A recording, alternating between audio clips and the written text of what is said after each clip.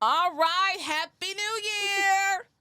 I know you're wondering, who is that? Hi, I'm Karli Harvey Raymond, and I'm your new host of Vault Empowers. No.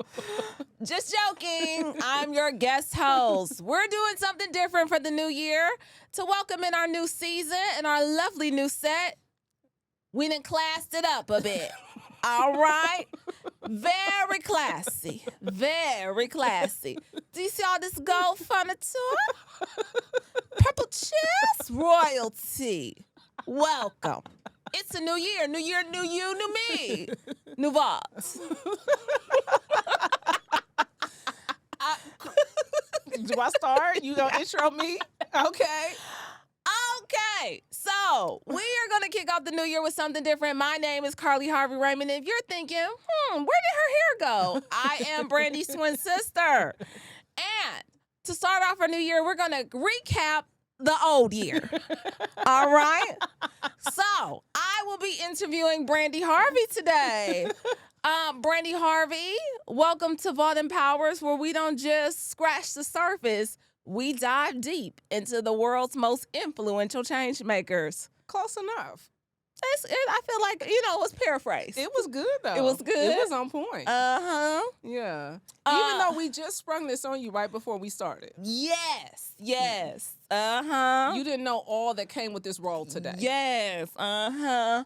I am leaving Mediocrity in 2025. And walking on water? Walking on water. This was a moment of walking. I had to believe in myself. You did. And look at you. You are walking on water. And I get to asked some questions today. I get to get set in the seat. It's your day. Amen. Listen. It's your day. But you like our new set. This is our new set for season 4. Very nice. Y'all have classed it up in here. Thank you. I think it looks very elegant. Very nice. Our audience can look forward to the new season. Very clean, very fresh. Very clean, very fresh. Very fresh. Very fresh. For the new year. Love these swivel purple velvet chairs. Lovely. I saw these chairs in a different color when I was watching Bel Air. I said, "Oh, we are on trend." Oh. I saw these on Bel Air. And did they give you the link or something? No, we had already purchased them, but I just saw them. I was like, look at those. Oh, fun. Yeah. Well, if you're just joining us, this is your first time, I'm just stepping in, filling in just to ask Brandi some questions. I'm your guest host. And so we're going to ask Brandi some questions about this past season of Vault Empowers. Some of the highs, some of the lows, some of the things that stretched her, some of the challenges of being such an amazing podcaster in 2025. What are some of the things that really took you to new heights, but also represented some of the lows, all right? Okay. Yeah. I'm excited to talk about that. I'm just winging it. I'm just winging it. All right. And I have the iPad today. Usually you are the one with the iPad and you do this amazing intro, but I don't have an intro for Brandi Harvey is the, You're good. This is very organic. Yes, very organic. That is such an overused word. Yes, organic. It's organic. It's just we're going to free flow. This is the first day of the new year. This is just for people to get like a look into what to expect in season 4, and then what I've really enjoyed about taping the show. I mean, we're gonna be celebrating 3 years of doing this show. 3 years. 3 years. January 26th, I filmed the first episode of Vault Empowers Talks. 3 years ago. 3 years ago, Wow. January 26th. Yeah. Wow, and you've done such an incredible job with growing this platform and your audience, and so kudos to you, Brandi. Yeah, first day we had 2,254 subscribers. Very first day. Wow, and right now we are over 200,000. Yes. And so well over 200,000. Yeah. And so in 3 years, you've been able to grow your platform, And it's been slow and steady. I will say this. It's felt like, you have those moments when you're doing these shows and you're thinking like, I want it to just take off. And, you want to get the 1 million subscribers out the gate, But I couldn't get there without all these lessons that I've learned, all these conversations that I've had over the years that have really made me a better communicator. Wow. So when we look back over the last 3 years and we think about your growth and how this show has changed you and shaped you, what has been that episode that has stuck with you that really called you to dive deeper into yourself to be a better host? There have been a few, and because I cannot pinpoint just one. I will say one that never aired was Bishop William Murphy. Yeah. Bishop William Murphy, the episode never came out because of an audio issue. But he was one of those interviews where he shared so many things that he had never shared before. And when he sat here, he was like, Brandi, I'm sitting here telling you all my business. I mean, how you got me doing that? That was kind of like that wink, that God wink that said, I'm able to be a safe place for people to land. He gave me that. Billy Carson showed the audience, not myself, the type of range that I had, that I'm not a one-sided coin. Yeah. You know, and like Billy Carson, because that was like our first episode that was in season 2 to hit 1.3 million views, right? On a long form. That was kind of Which is really big. That's a big deal. I mean, that means viral for sure. I mean, we had like shorts on YouTube. Like we had Dr. Tracy Lynn, like first season, 6.7 million views. Like that was kind of one of those shorts that we had that was like, oh, we cooking. Okay. You know, season 2 was like, man, we are really cooking. You know, we really got something special. And then I think this year, an episode that really stretched me was T.S. Madison. You know what? I was gonna lean into that because this season, what I've noticed, and hopefully what your viewers have noticed, is that you have done an incredible job with sitting down with people who may live a completely different lifestyle as you, may have a completely different viewpoint as you, but you're open to always having the conversation to learn and glean from somewhere else, from someone else. Yeah. And so what was your thought process this season when you're thinking about guests and putting people before your audience? What are you thinking about? I'm going to be honest. T.S. Madison scared the hell out of me. To do that episode. It scared me. And I originally said no. Why do you say it scared you? Because I feel like our audience had really found like me in a very faith-based kind of platform, right? In a faith-based platform where I spoke to a lot of pastors and spoke to gospel artists and all that kind of stuff. And I think that I just felt like that interview it wasn't about stretching me so much that it was going to bring a lot of chaos to the comments with my audience. And I know that how so many people have very strong religious views, and those religious views spill out into how they honor people and how they show up in the world. And what T.S. Madison was like a clear indication that I'm just having human conversations with human beings. Yes. I'm just having a human conversation. Because I'm just here to have human connection. Connection with the soul of a person. That's it. Yeah. That's it. Yeah. And I think that's what as I watch you grow as your sister, what I see is that even when you sit down with people who may scare you because you're afraid of, what this may bring up in your audience. Yeah. But it doesn't scare you in what you're able to deal with personally in what your own viewpoint is or your own. I mean, it's funny because like in the comments with T.S. Madison, because I said, and I knew when I said it when it came out that it was going to be up for speculation and debate, right? I said to her, you are very alluring. Like you have this very erotic energy. You're very beguiling to sit around you. You're very captivating, which she is. If you've ever sat in front of her, she has this way of just drawing you in. Yeah. And when I said that, people in the comments were like, oh, I love how Brandi is exploring her sexuality. And I was like, you was like, girl, what? Okay, well, no, like, people can be that. Like, what? Why? People can be alluring. Yeah. People can have erotic energy. Yeah. And not be sexually turned on or attracted. Yeah, it's just acknowledging. But you're acknowledging who the person is. That's y'all so crazy. Brandi won't say that. I'll say that for her. What I recognize, y'all are problematic. The audience, like it's very, because what I know, and even just doing the work that I do as a sex educator, I've been on the show as well, but you have. And this is not your last time. She will be on the show again in season 4. Okay, but what I know is that we are having a human experience. That's And so this is Earth School. Yeah. And so we're here to learn, but we're here to explore and to have an open mind.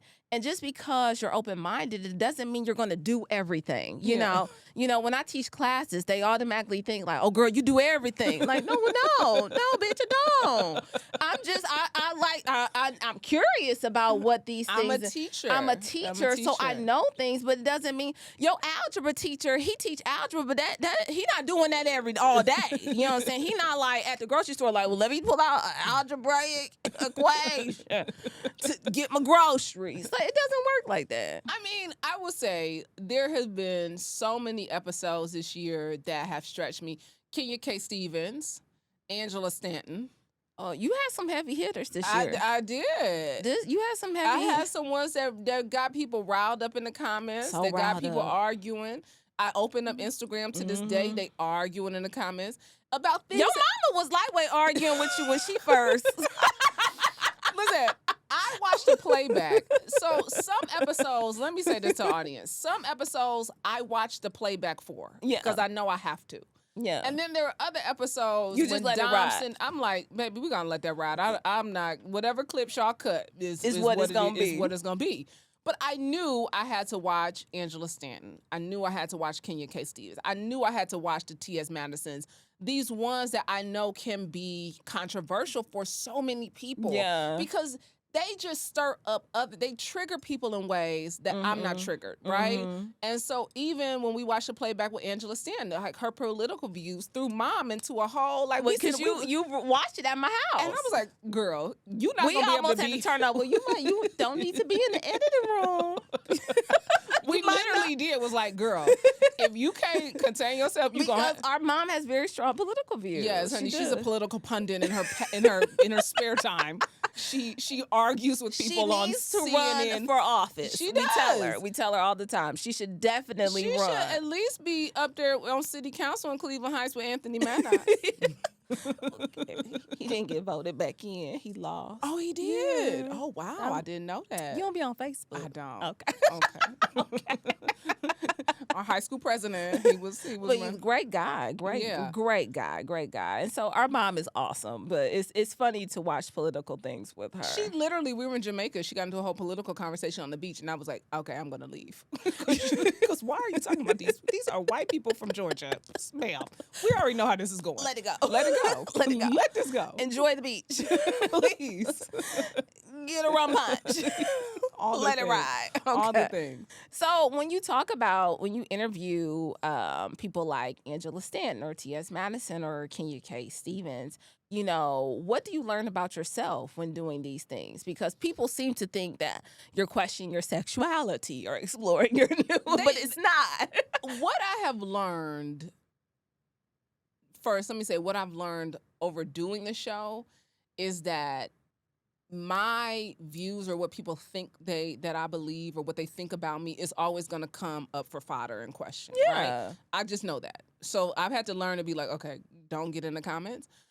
But the thing that I think is shown about me is that there is such a deep level of empathy and compassion that I have to hear stories. Mm-hmm. And I think that that's like, no matter what people could think about how I ask questions or the type of conversations I have, I am an empathetic ear. Like, I operate with such a high level of empathy that when somebody sits across from me, I'm just here to learn something about them. I'm here for them to dive deep into their life, right? So it's just like, I learned that I'm a good listener.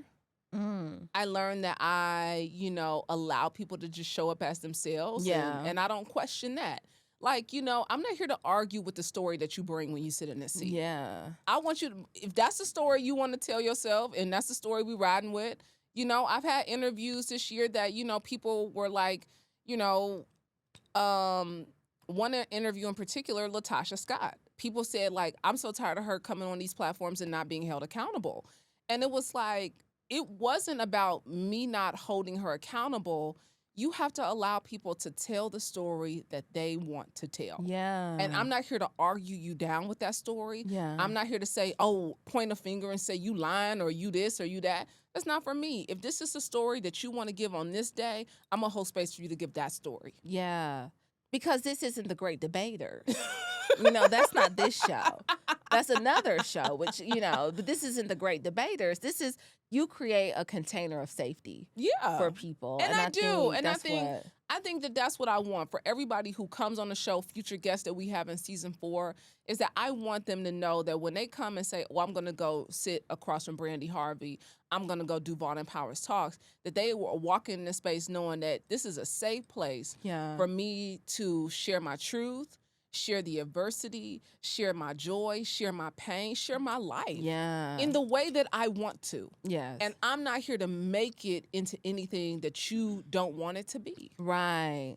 Because accountability, that's therapy. And she's not that. I'm not a therapist. She's not a therapist. Yeah, I'm not here to hold you to the fire. It's so many people out there who are doing therapy work without a license. Let them do that, Mm-hmm.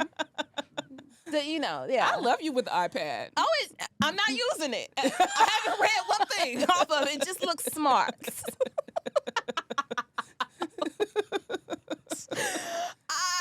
It keeps closing, honestly. It keeps shutting off, and I keep unlocking it, and then I keep trying to read it, but I'm trying to be engaging, like a good host. I'm going to read something now.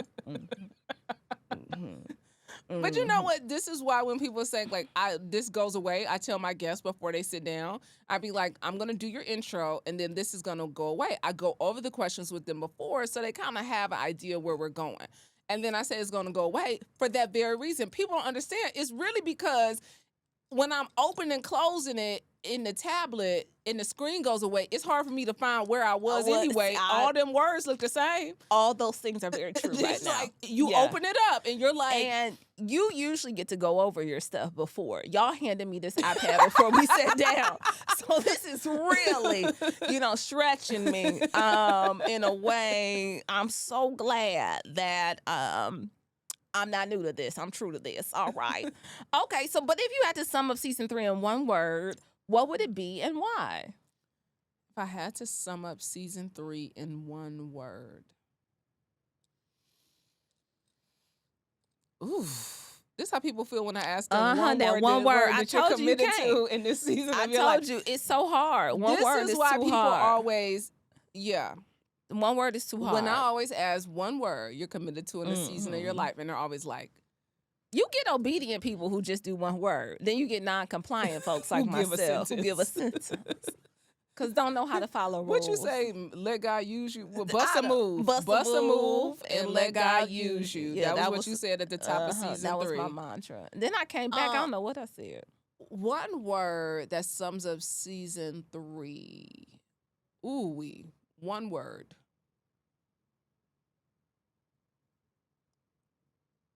I would say liberating. Oh. So season 3 was liberating for you? Because I think we had some freeing conversations. Oh, wow. I think we had some conversations that freed some folks, that got some ways for you to think about something different. I think when you look at somebody like a Angela Stanton, like a Kenya K, like a T.S. Madison, like like Love McPherson, like Dr. Raquel Martin, like Fawn Weaver. We had some liberating conversations. Yeah. Dynamic Black women have sat in this chair. Oh yeah. So some liberating. Yeah. And I think it was liberating, not just for your audience, but for you, Man, it was, what's interesting though is, season 3, we offered people that did not look like me and you. Mm-hmm. Like we had the Jia Ming Zhu, Chinese medicine doctor. We had Dr. Marsha Schaefer. Yeah. We had Gary Brecka. We had folks that didn't look like us, right? And the audience, y'all never tune in. Brandi won't say it. I'll say it. Whenever y'all see somebody what, y'all never view it. Y'all gotta do better for season 4. Okay, do better. I think in season 3 it was like, when I started season 3, it was like, I want to diversify the conversation. I want to give people things like Jimmy Ju, when she came on in the beginning of season 3, to offers of what she talked about with Chinese medicine, right? I think it's very helpful. I think it was extremely like tactical. These are things that you can put into your life, takeaways that you can like, wait, oh wow, man, stagnant liver. This is why I'm anemic. This is why I crave sugar. These are all these things. What can I do to get the blood flowing in my life? She talked a lot about the health of your tongue. Yeah, what all your tongue looks like. And then blood flow. Some of y'all got nasty looking tongues. I learned and how like really so much, like when we think about blood flow, right? And why things are stagnant or stuck, like liver, gut, like all these things is because of blood flow. And then why is blood flow stuck? Because when we think about generations of trauma, when we've had to suppress, when we've had to put down things, when we've had to not show emotion, not show up how we really are, all these things that have really hampered Black people as a people and a culture. And she says this, now y'all get mad. Well, why y'all get mad? Y'all know it's true. Child, Dr. DeGrew told y'all first episode of the season, post-traumatic slave. You were the first episode of season 3. You were the first episode. Dr. DeGrew was episode 2 of season 3. Patrice came in like the 3rd or maybe I was the season you were the season opener. Child, I be doing so much, I don't even know. But okay. See, the most memorable line of season 3. I don't want the King James version of sex. That was the most memorable line of season 3. I remember that was one. Me. It was you. That was me. That was you. I don't want the King James version. And people latched onto that and went to arguing in the comments. But you like, and when you hear it and you heard the whole interview, it was funny the way you did it, but people had to listen. They took the clip and just, I think that's the one thing in being your sister in this process of hearing, the backlash that comes with you having this platform. Of stuff that you would never even think. Yeah, and people only, attaching to the soundbite, the one little clip that they saw, and then they make a mockery of themselves on the internet because they want to show everyone how smart they are and give their witty little comments. And you're like, you're not that smart. You're not. And so, where are you going with that? I don't know. I was going somewhere. Can I tell you one of my favorite episodes of the season? What was one of your favorite episodes this season? Dr. Joy DeGrew. Oh, okay. I thought she was about to say me. All right. Okay. That was very humbling. Okay. We get humbled in this chair. All right. Yes. Please tell us why. You know why Dr. Joy DeGrew was one of my favorite? Because she has been on my list of people since I started the show. Yeah. She's been like the person that if I get a chance to interview her, I want to tell her all these things, tell her she's the reason why I went to therapy, because I read Post-Traumatic Slave Syndrome in 2015. Yep. A year later, I'd make the choice to go to therapy after reading that book because I said, oh, this gave me a license to say that why things are, why I respond the way I respond. And so when they called and said she wanted to do the show, I was like, I don't care who we got to move, what we got to do. She coming in. I have to do it. I got to come in and do the show. And she was one of our most clipped, highest view clips of the season She was actually my favorite guest of the season. I'm going to be very honest. She was one of my favorite guests all time that you've ever interviewed. I think she's a dynamic voice for Black people. Yeah. But in giving American history. Yeah. Because you can't talk about American history and not talk about Black people. Black people. You can't talk about American history and not talk about the trauma and the atrocities that Black people have faced. You can't talk about American history. And I think that as I go into season 4, that's kind of one of the things that I'm carrying into season 4, right? Of the stories that we tell and me having even a greater responsibility to sit behind this microphone.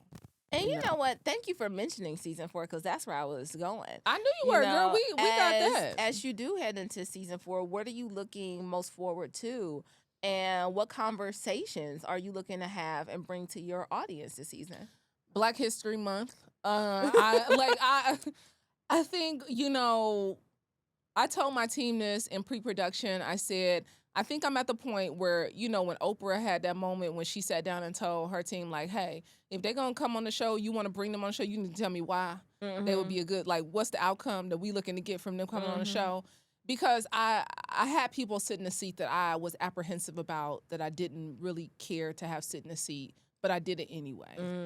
And this season, what I'm looking forward to, in an era of time of erasure for Black people, in a time when they want to erase our footprint on the sand of America, I think it is my duty to lean so far into Black stories, Black history, Black brilliance, Black genius, Black intelligence, Black excellence.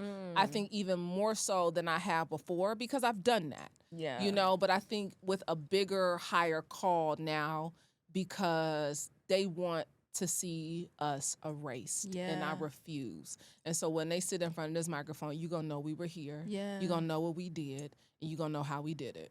And you're going to know we matter. Man. Every day, all day. Yeah. Well, Brandi Harvey, I think as you roll into this new year, this audacious year, the audacity to do big things, to dream bigger, to do more, to show people each and every day what Black excellence looks like. I wish you the absolute best.